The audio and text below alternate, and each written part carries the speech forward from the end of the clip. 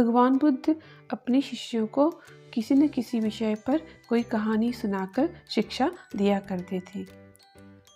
भगवान बुद्ध कहते हैं, क्रोध व्यक्ति का सबसे बड़ा शत्रु होता है, और इसी विषय पर उन्होंने अपने शिष्यों को एक कहानी सुनाई।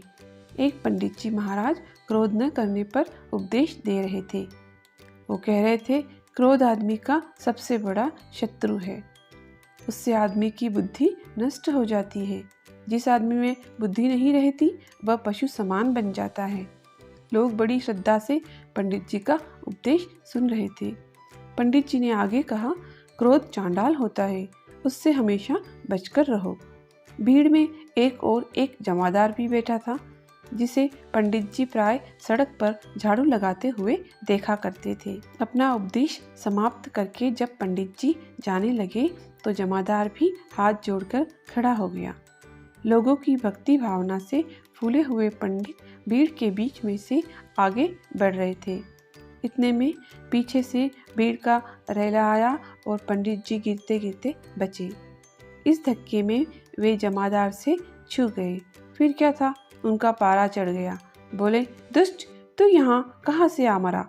मैं भोजन करने जा रहा था, तूने छूकर मुझे गंदा कर दिया, अब मुझे स्नान करना पड़ेगा।